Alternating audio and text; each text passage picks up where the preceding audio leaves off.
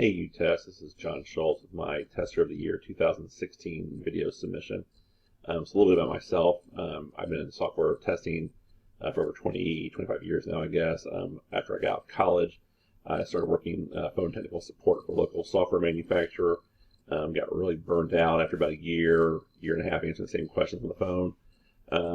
Had positions open up in our software R&D department. Took doing software testing, software quality assurance.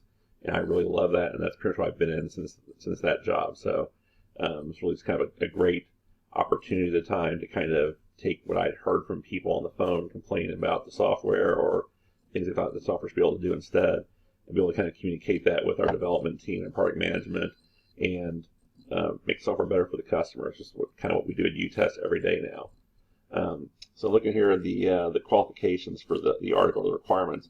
So it says, if there's one piece of advice, what would you give a new uTester? I think it's that my advice would be you've got to engage. You can't just sit back and wait for uTest to come to you. You can't just go and create your profile and expand it and go, where's my sandbox invite? I mean, it's going to take a while for everybody to get sandbox invites. But while you're waiting for that, you can be learning. You can be applying for projects. You can be taking uTest Academy, and being in the forums.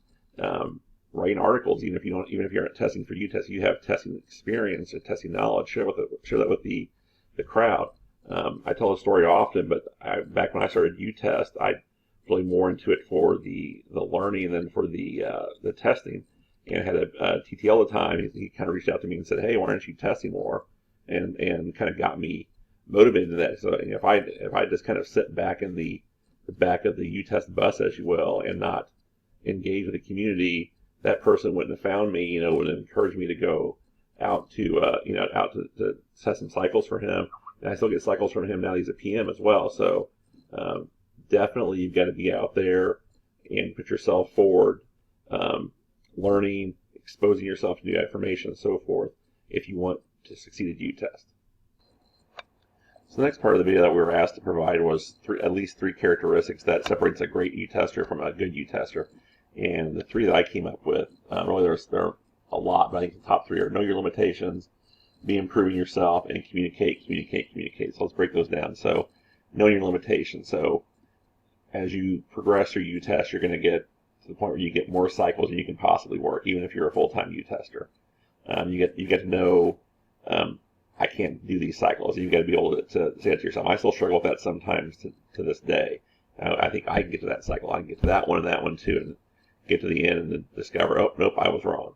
And so, I guess something you always have to work on is time management, basically, is saying, if I can't put at least X amount of time toward this cycle, it's better for me to decline it. And if it's something you really want, it's really like, but you can't work on, it doesn't hurt to drop the product manager a note in the dialogue when you decline it, giving a reason why, and maybe you can say, hey, I'm interested in looking at this product in the future cycles, and maybe you'll get the invite. So second point, I think, is always be improving yourself. In my case, when I started uTest, I didn't have an iPhone. I had my son's iPhone.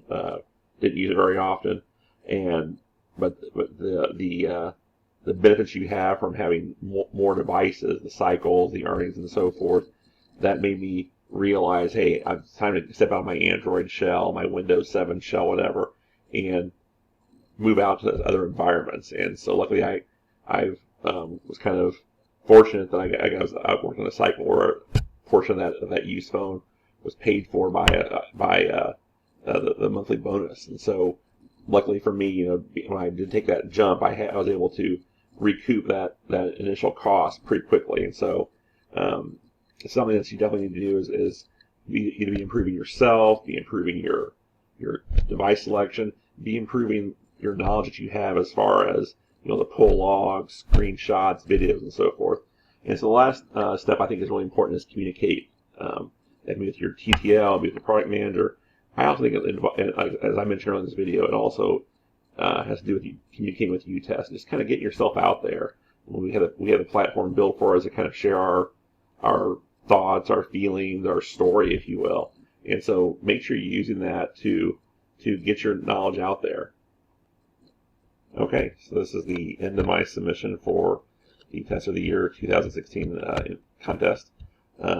So I look forward to seeing you all on the forums. If you have questions, make sure to ask them there. I don't hesitate at all answering questions. If it's a personal issue, you can send it to me via private message, but I really, really encourage you to ask your questions out in the forums. Other people besides myself know about how uTest works and can provide input. And also, you asking those questions in public definitely helps other people, whether new or old, to uTest, learn that information. So, see you out there in the cycles.